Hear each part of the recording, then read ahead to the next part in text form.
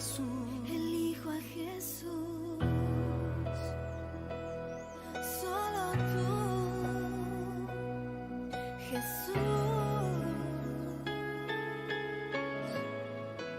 Yo elijo a Jesús.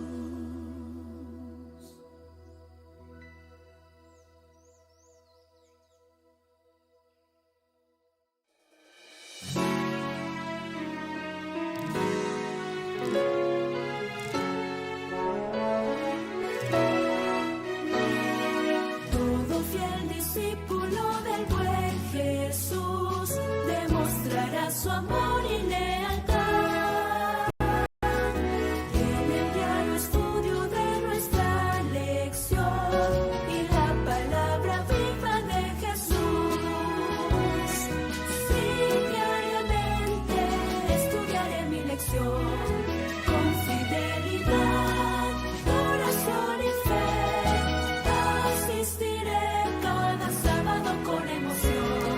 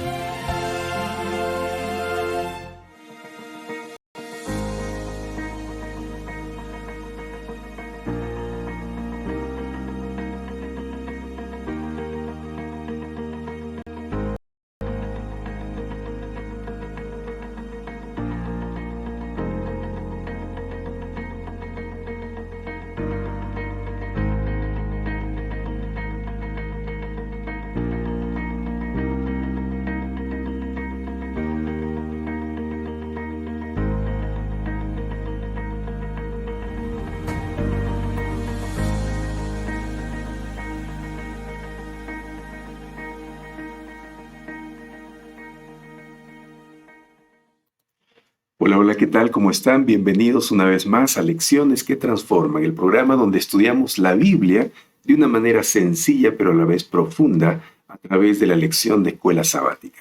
Bienvenidos todos, un fuerte abrazo para cada uno de ustedes. Gracias por compartir el estudio de hoy y dejar también sus comentarios. Muchas gracias. Vamos a orar para iniciar el estudio de esta ocasión. Querido Señor, muchas gracias una vez más porque nos permites levantarnos con vida. Entregamos nuestra vida a ti, Señor. Ilumina nuestra mente y Espíritu Santo, posesiónate de nosotros para entender tu mensaje, para entender tu palabra. En el nombre de Jesús, amén, Señor. Amén. Amigos, una vez más a los que acaban de ingresar, bienvenidos. Y recuerden, por favor, tener lista su Biblia, tener lista su lección de escuela sabática y su cuaderno de apuntes. Es bueno que tengamos listas estas herramientas. Muy bien, amigos. Hoy es martes 12 de octubre y el tema se titula El libro del pacto. El libro del pacto. Recordemos que la palabra pacto, que en hebreo es berit, se usa en la Biblia para describir la relación de Dios con su pueblo. Esta palabra se encuentra en toda la Biblia, sin embargo, en Deuteronomio aparece muy a menudo. Y es por esta razón que a Deuteronomio se lo ha llamado el libro del pacto. Así es, el libro del pacto.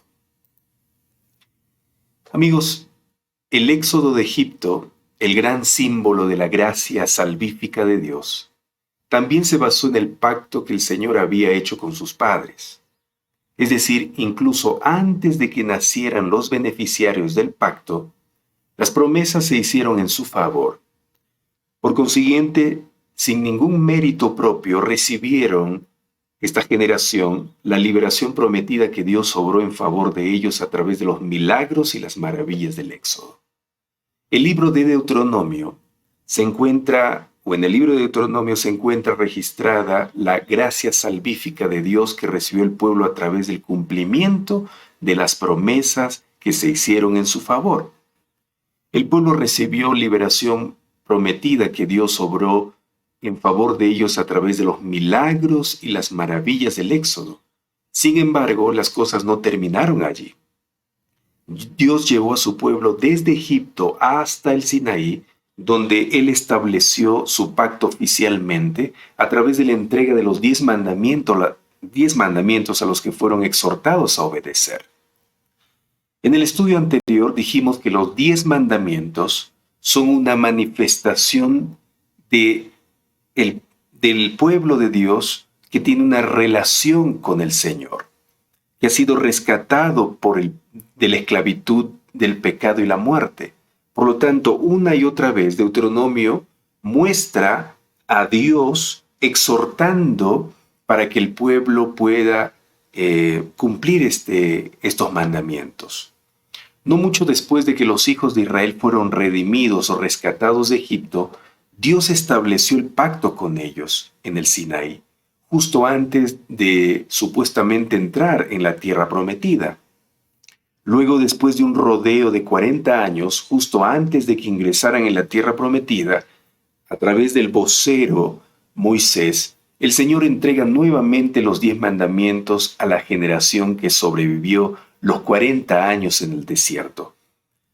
Y los entrega como una manera de volver a enfatizar lo importante que era para ellos renovar también sus responsabilidades en el pacto. Así que la obediencia a los 10 mandamientos era la parte del pacto que le tocaba cumplir al pueblo de Israel después de todas las maravillas que Dios les había entregado solo por amor y gracia.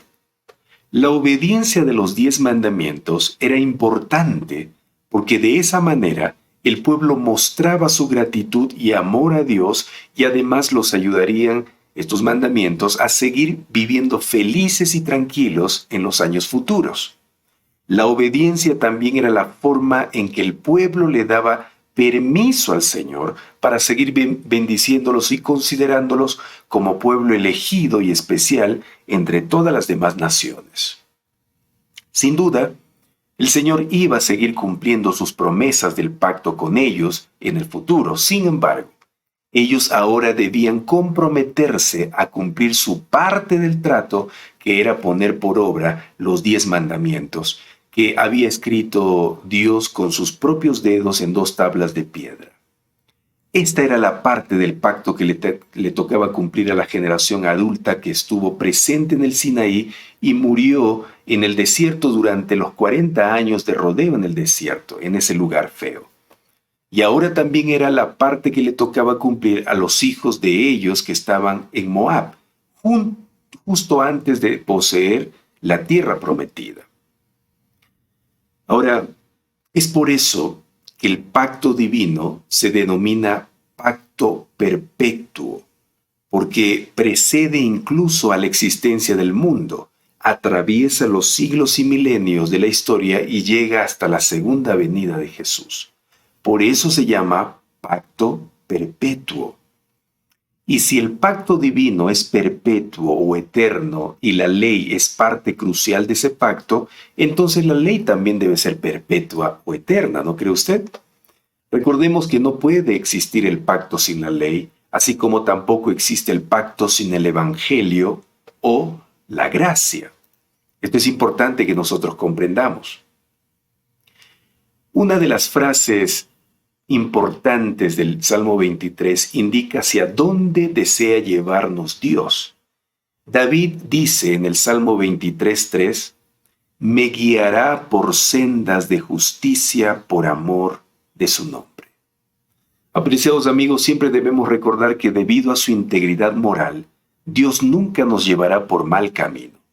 Él nos ofrecerá caminos seguros para nuestra experiencia espiritual y en la vida.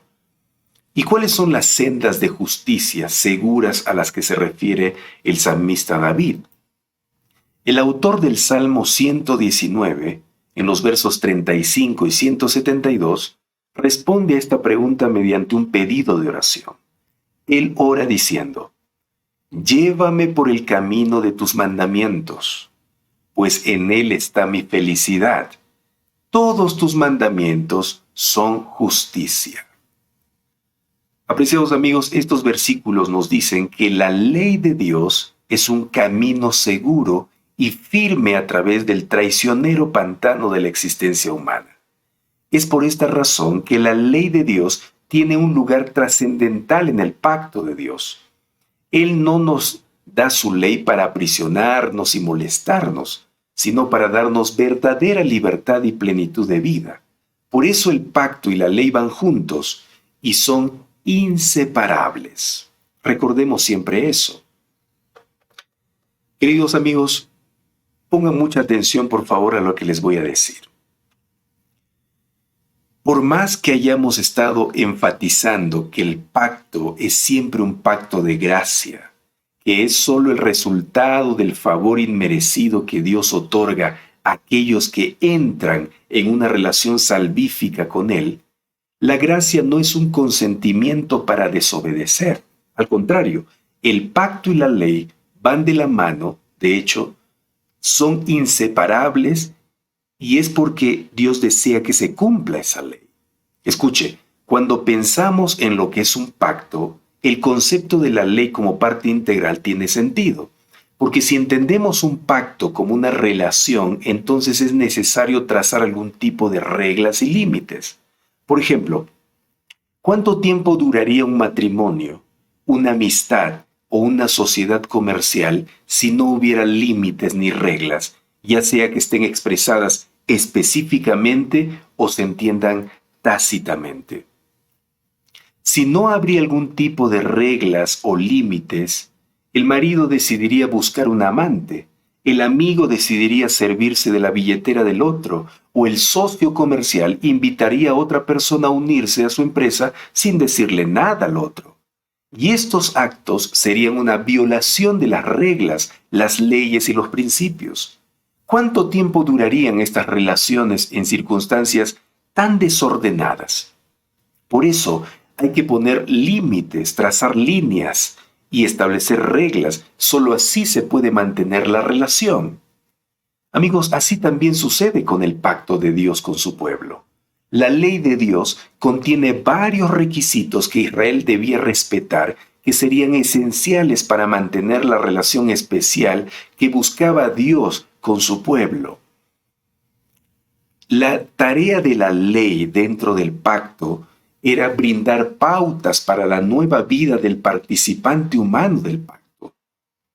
La ley introduce al miembro del pacto en la voluntad de Dios, a quien llega o se llega a conocer en el sentido más pleno mediante la obediencia por fe a sus mandamientos y a otras expresiones de su voluntad.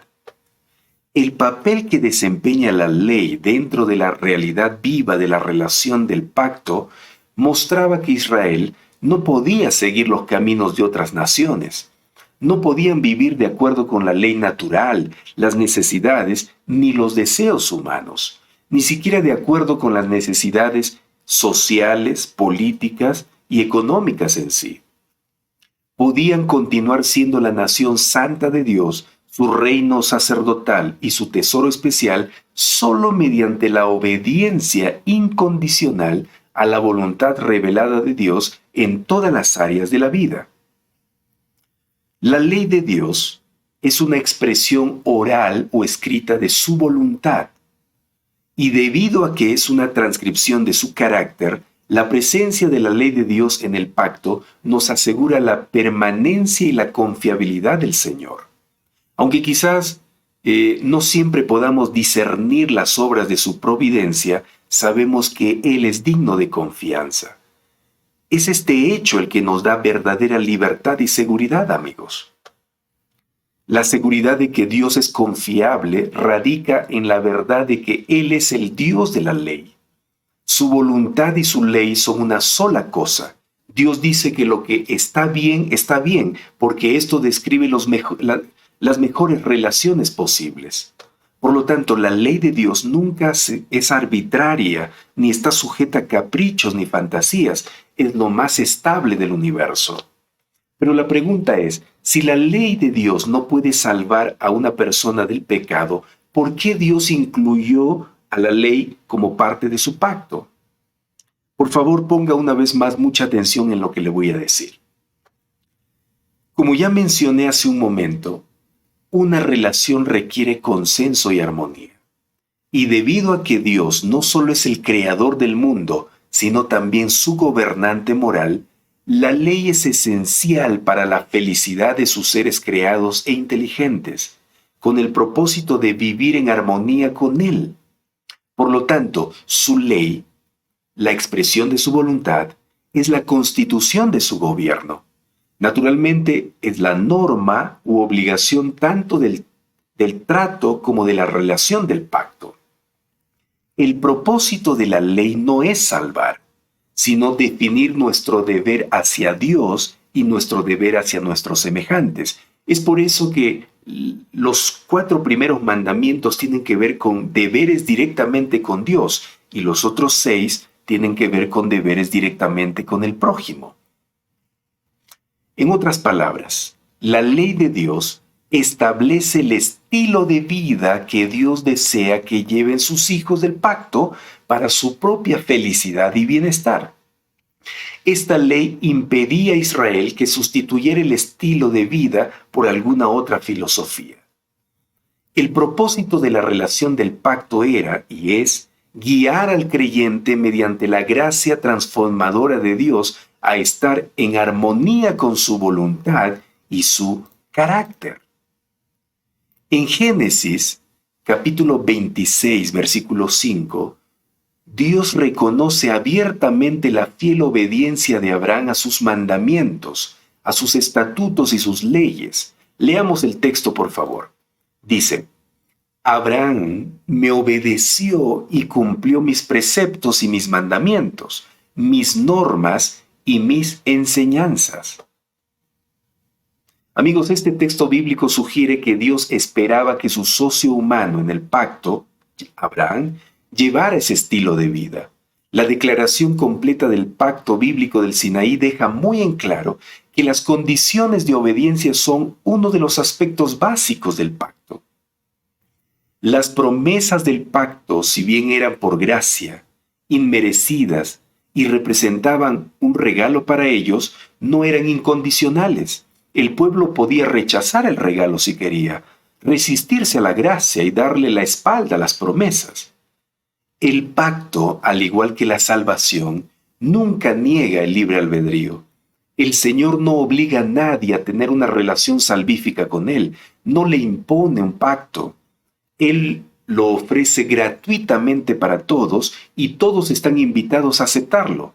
Cuando alguien la acepta, esta alianza conlleva obligaciones, no como una forma de ganarse la bendición del pacto, sino como una manifestación externa de haber recibido las bendiciones del pacto.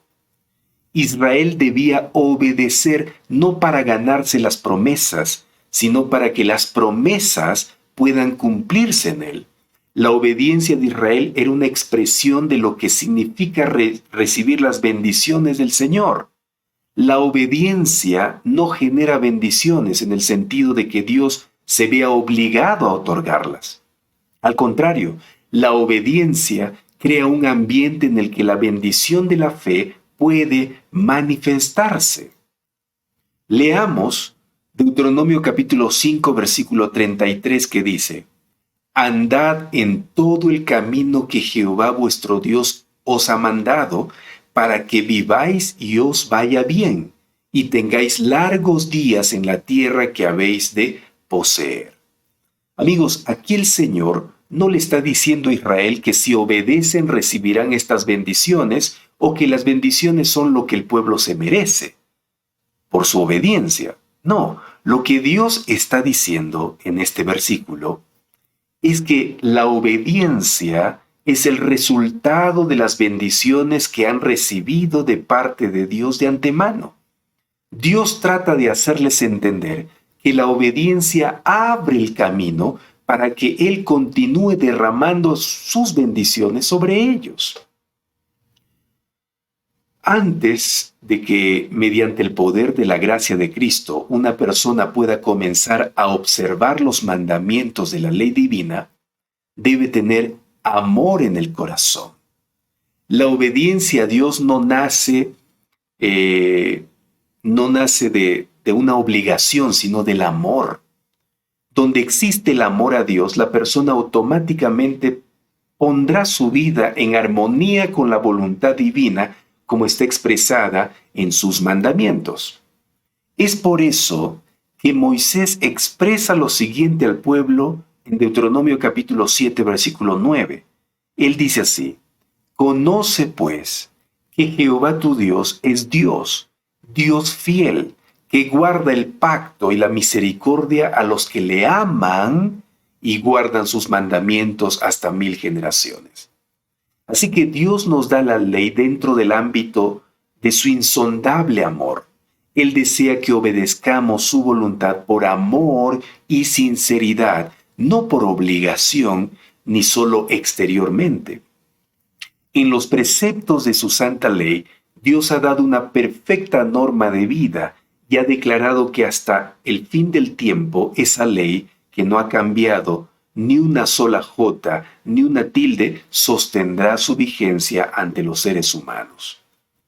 Cristo vino para magnificar la ley y engrandecerla, amigos.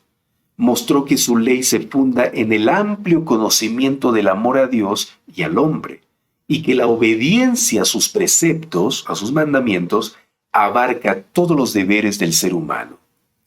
La propia vida de Jesús es un ejemplo de obediencia a la ley de Dios. En el Sermón del Monte demostró que sus mandamientos se refieren no solo a las acciones externas, sino también abarcan los pensamientos y las intenciones de la mente. Así es. Así que en conclusión, queridos amigos, la ley de Dios constituía una parte fundamental del pacto, aunque era un auténtico pacto de gracia. Sin embargo, la gracia nunca anula la necesidad de la ley. Al contrario, la ley es un medio por el cual la gracia se manifiesta y se expresa en la vida de quienes la reciben. El pacto que Dios hizo con Israel pretendía ser un ejemplo de la gracia de Dios para que todos los que entraran en contacto con su pueblo lo vieran. El pacto definía la relación de Israel con Dios. También ofrecía parámetros dentro de los cuales Israel podría trabajar y vivir para difundir mejor el mensaje de Dios. La obediencia de la ley debe ser por amor y el resultado de una relación íntima con Dios. Su obediencia debe ser tanto interna como externa. Estas son las cosas importantes que necesitamos recordar en el tema de hoy, que lleva por título El libro del pacto. Así que el libro del pacto es Deuteronomio. ¿Por qué? Porque en ese libro se usa mucho o muy a menudo el término pacto, refiriéndose específicamente a las condiciones que Dios puso a su pueblo y pone hasta ahora a todos aquellos que desean entablar una relación de pacto con Él. Y me estoy refiriendo a los 10 mandamientos, a la ley de Dios. Allí está registrado. Y si nosotros leemos, y vamos a hacerlo dentro de un momento, Deuteronomio capítulo 5, nos daremos cuenta que allí Moisés nuevamente entrega, en realidad Dios a través de Moisés entrega al pueblo los 10 mandamientos, las condiciones para que el pacto fluya sin ningún problema. Eso es importante. Por lo tanto, amigos, la ley de Dios, de parte de Él, la entrega de la ley de Dios es para nuestro beneficio, es para nuestra felicidad, es para nuestra bendición, la ley de Dios. Cuando nosotros obedecemos la ley de Dios, cuando nosotros practicamos la ley de Dios, nuestra vida se desenvuelve de mejor manera en este mundo. No solo con Dios, sino también con nuestros semejantes. Nos da estabilidad de manera íntegra, estabilidad emocional, estabilidad espiritual, estabilidad relacional con nuestros semejantes. Nos va mejor. Por eso es importante obedecer la ley de Dios. Algunas personas, algunos cristianos piensan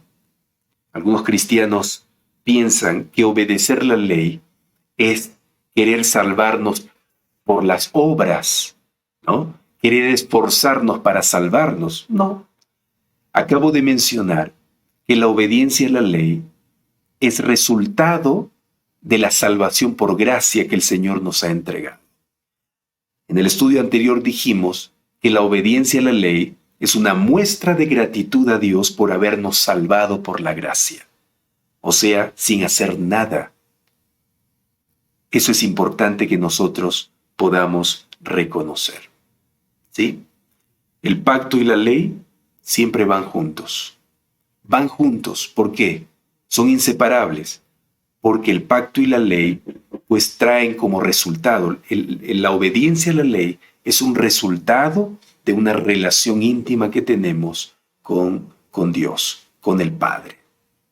Así que eso es importante, por favor, que entendamos y hagamos entender a algunos hermanos que nos rodean por allí. Porque ellos nos dicen, ustedes están obedeciendo la ley de Dios porque quieren ser salvados por las obras. Ya Cristo hizo todo en la cruz. Sin embargo, amigos, sí es verdad, Cristo hizo ya todo en la cruz. Pero nosotros debemos responder lo que hizo Jesús en la cruz con obediencia, con obras de la ley. Responder con gratitud, no para ser salvos, sino como agradecimiento. Ahora sí, vamos a ir a responder las preguntas de la lección que aparecen allí. Son 2 preguntas que aparecen en este día. Dice la primera pregunta, examina Deuteronomio capítulo 5, versículos 1 al 21. ¿Y qué sucede aquí? Que ayuda a mostrar cuán esencial es la idea del pacto en el libro de Deuteronomio. ¿Qué sucede aquí en los versículos 1 al 21 que ayuda a mostrar cuán esencial es la idea del pacto en el libro de Deuteronomio? Vamos a leer Deuteronomio capítulo 5, versículos 1 al 3. Dice, Moisés convocó a todo Israel y dijo, escuchen, israelitas, los preceptos y las normas que yo les comunico hoy. La pregunta es, ¿qué sucede aquí, en este versículo, que ayuda a mostrar cuán esencial es la idea del pacto? El pacto tenía que ver con preceptos y normas, ¿sí? Dice, apréndanselos y procuren ponerlos en práctica. Mira, ¿cuán esencial es? ¿Cuán esencial es la idea del pacto? Aquí es muy esencial porque Dios dice, apréndanselos y procuren ponerlos en práctica. ¿Qué? Los preceptos y las normas. Recuerden que dentro del pacto está la ley de Dios, los preceptos y las normas. Y Dios desea que su pueblo se los aprenda y procuren ponerlos en práctica. El Señor nuestro Dios hizo un pacto con nosotros en el monte Horeb, o sea, en el monte Sinaí. Y ese pacto que Él entregó, esas condiciones del pacto que entregó, que fueron los preceptos y las normas, que fueron los 10 mandamientos, el pueblo debería ponerlos en práctica y aprendérselos. Es importante que nosotros consideremos esto. Por favor. Y mire lo que dice acá, el versículo 3. No fue con nuestros padres con quienes el Señor hizo ese pacto, sino con nosotros, con todos los que hoy estamos vivos aquí. Entonces, la respuesta a la pregunta, ¿qué sucede aquí que ayuda a mostrar cuán esencial es la idea del pacto en el libro de Deuteronomio? La respuesta sería que a través de Moisés, el Señor da nuevamente los 10 mandamientos, volviendo a enfatizar lo importante que era para ellos renovar también sus responsabilidades en el pacto y cumplirlos. Esta sería la respuesta a la pregunta 1 que aparece en la lección de hoy. ¿Qué sucede aquí que ayuda a mostrar cuán esencial es la idea del pacto o de los mandamientos de Dios en el libro de Deuteronomio? Es muy esencial porque ellos tenían que poner en práctica, no solo escuchar, sino ponerlos en práctica, esos mandamientos. ¿Está bien? Vamos a poner allí. Fue muy esencial, es muy esencial los 10 mandamientos porque eso ayuda a vivir una vida semejante a la de Cristo y ayuda a diferenciarnos de las otras naciones que no guardan los mandamientos de Dios y no aman, en cierta manera, estos mandamientos. ¿Ya? Vamos a la segunda pregunta. Lee Deuteronomio capítulo 5, versículo 3. ¿Cómo entendemos este versículo? ¿Qué dice este versículo? No fue con nuestros padres con quienes el Señor hizo ese pacto, sino con nosotros, con todos los que hoy estamos vivos aquí. Fíjate, la pregunta de la lección es ¿cómo entendemos este versículo? Cuando Moisés dice, no fue con nuestros padres con quienes él hizo ese pacto, sino con nosotros, con todos los que hoy estamos vivos aquí. La respuesta entonces sería, Moisés deja en claro que las maravillosas promesas del pacto hechas a sus padres ahora se estaban cumpliendo en ellos. Así que no debían equivocarse como había hecho la generación anterior. Aquí Moisés les está diciendo, ahora el compromiso es de ustedes, no de sus padres. Lo que tienen que hacer ahora ustedes es obedecer y cumplir los mandamientos. Ya sus padres están muertos, ahora les toca a ustedes cumplir el pacto o la parte de su pacto, ¿no? Así entendemos entonces el versículo 3 del capítulo 5 de Deuteronomio, cuando Moisés dice aquí, no fue con nuestros padres con quienes el Señor hizo ese pacto, sino con nosotros, con todos los que estamos vivos aquí. Claro, porque los muertos ya pues nada saben, ¿no? Nada saben. Por lo tanto, el pacto es con nosotros que estamos vivos en este momento. ¿Se llenó, amigos? ¿Sí? ¿Llenó allí usted su guía de estudio? Muy bien, espero que así sea. Queridos amigos, esta semana estamos estudiando el pacto perpetuo. Pacto perpetuo significa que nunca pasa, nunca acaba, y viene desde la eternidad y se va hasta la eternidad. Y el pacto consiste en que Dios desea salvar al ser humano y desea bendecir abundantemente la vida del ser humano. Pero la parte del ser humano es vivir una vida del pacto. Es una vida santa, que mañana vamos a hablar un poco mejor acerca de eso. Es tener una vida de acuerdo a la voluntad de Dios. ¿Y dónde está la voluntad de Dios? La voluntad de Dios está aquí, en la palabra de Él, en la Biblia. Pero si queremos un resumen de su voluntad, está en los 10 mandamientos. Entonces Dios nos dice, practiquen estos 10 mandamientos, vivan estos 10 mandamientos, y ustedes tendrán una vida semejante a mi carácter, semejante a la mía. ustedes van a ser felices cuando obedezcan esos mandamientos. Y yo les doy estos mandamientos para que ustedes sean mejores, para que a ustedes les vaya bien, no para que sea una carga, no para que sea un pesar, una incomodidad, sino para que ustedes puedan vivir una vida armoniosa, una vida estable, una vida buena. Eso es lo que tienen que hacer ustedes. Eso es lo que Dios está diciéndonos al entregarnos sus 10 mandamientos, para ponerlos en práctica. Y también debemos poner en práctica los 10 mandamientos para que toda la gente sepa que nosotros tenemos una relación con el Dios de la ley. Cuando nosotros practicamos los mandamientos de Dios, tenemos o mostramos a los demás que tenemos una relación íntima con Dios. Sí, íntima con Dios. Ahí en Deuteronomio, capítulo 5, el Señor a través de Moisés repite una vez más los mandamientos que encontramos en Éxodo 20. Aquí encontramos, por ejemplo, desde el versículo 6, 7 en adelante: no tendrás dioses ajenos delante de mí.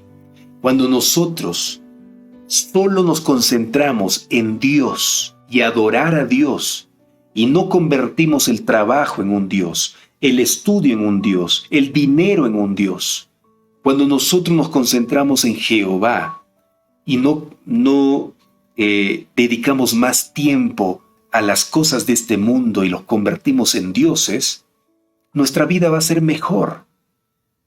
Cuando nos concentramos solo en Dios, a adorar, por eso dice, no tendrás otros dioses, ¿no? No adorarás a otros dioses. Dios quiere que nosotros podamos tenerlo en el centro de nuestra vida. Podamos invitar a Dios en el centro de nuestra vida. Cuando hacemos eso, las cosas son diferentes, amigos. Son diferentes. Y usted puede leer, ¿no? Tanto en Éxodo capítulo 20 como en Deuteronomio capítulo 5, los 10 mandamientos. ¿Cuál es la diferencia entre estas dos escenas de los 10 mandamientos, tanto en Éxodo 20 como en Deuteronomio 5? En Éxodo 20 nos dice que debemos obedecer a Dios, obedecer estos mandamientos porque Él nos creó, porque en Éxodo 20 dice, Él hizo los cielos y la tierra, el mar y todas las cosas que hay en ellas. ¿Te das cuenta? En Éxodo 20 obedecemos los 10 mandamientos porque Él nos creó y creó todo lo que existe alrededor. Y en Deuteronomio capítulo 5 obedecemos los 10 mandamientos porque Él nos liberó de la esclavitud de Egipto. Por eso dice, yo soy Jehová tu Dios que te saqué de la tierra de Egipto, de casa de servidumbre. Entonces, los 10 mandamientos deben ser obedecidos tanto en Éxodo y en Deuteronomio porque Él nos creó y porque Él nos salvó, nos redimió del pecado, de la esclavitud del pecado. Por eso debemos obedecer la ley, no para salvarnos, sino porque nos creó y nos salvó ya. Es una respuesta de agradecimiento para vivir una vida mejor, feliz. Porque cuando Dios nos salva del pecado, Él nos salva para ser felices, para ser libres. ¿Y de qué manera somos felices? ¿De qué manera somos libres? Obedeciendo sus mandamientos. ¿Quiere usted obedecer los mandamientos de Dios? ¿Quiere regir su vida de acuerdo a los mandamientos de Dios? Sí, yo quiero hacerlo. ¿Usted quiere hacerlo? Si puede, allí levante su mano y diga, Señor, yo quiero obedecer tus mandamientos.